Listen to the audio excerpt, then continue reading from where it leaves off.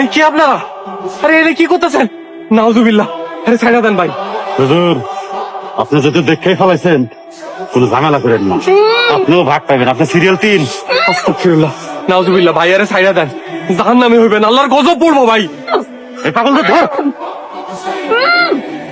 একদম ঝামেলা করবেন না, সোজা বাড়ির দিকে হাঁটা দেন।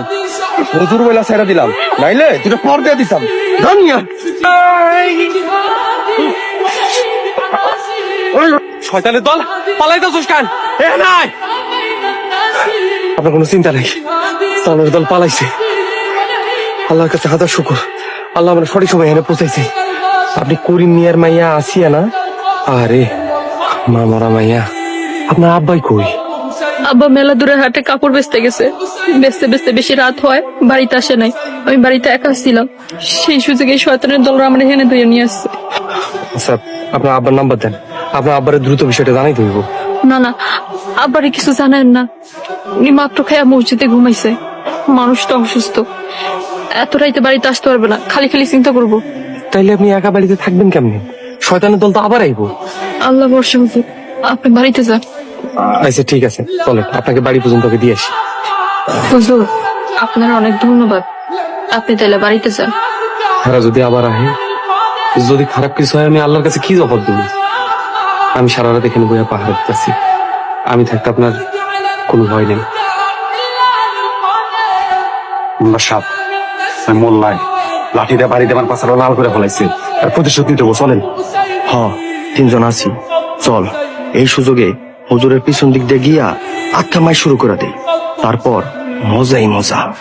পাগল হইছস, এইসব কিছুই করা যাইব না। চিল্লাচিল্লিতে গ্রামের লোকজন জড়ো হইলে আমরা সবাই বিপদ হব। জুতার মালা গলায় ফরাইব, আর মায়ের তো খামুক ফ্রি। আর যদি মামলা মকদ্দমা করে তাহলে তো কোনো কথাই নেই।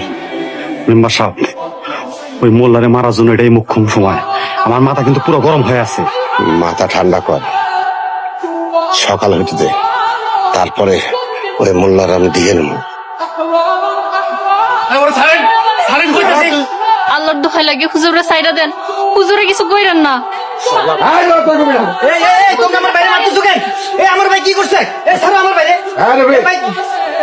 তোমার ভাই কি করছে শুনতে চাও? তোমার ভাই সারা রাত ধরে এই মেয়ের লগে নষ্টনে করছে। এই গ্রামে নষ্টনে করতে দেওয়া যাবে না। মেম্বার সাহেব, আমার ভাই যদি কোনো অন্যায় করে তার বিচার হইব, কিন্তু এভাবে তারা মাইরেন না। ও একজন আলেম মানুষ। এই পেট ডক্টরের কাছে সাথে ভাই তোমরা এমন করো না। মাকসুদার আসিয়া সারা রাত ধরে ঘরের মধ্যে আসেন, ও খেলায় মাইতে আসেন। আস্তাগফিরুল্লাহ, নাউজুবিল্লাহ। চাচা, আপনি সব কি বানায় কইতাছেন? আল্লাহ সাক্ষী, আমি কোনো পাপ করি নাই। আল্লাহর দোহাই লাগে, আপনারা ইমামরে বদনাম দিয়েন না। উনি আমার ইজ্জত রক্ষা করছে। এই চুপ! আমরা নিজের চোখে দেখছি। ইমাম সাহেব, পাপাচার অনাচারের এই এলাকায় স্থান নেই। শরীয়ত মোতাবেকে যে শাস্তি হয় সেটা আপনি বলেন। বা তোমার মনে হয় ভুল হইতেছে।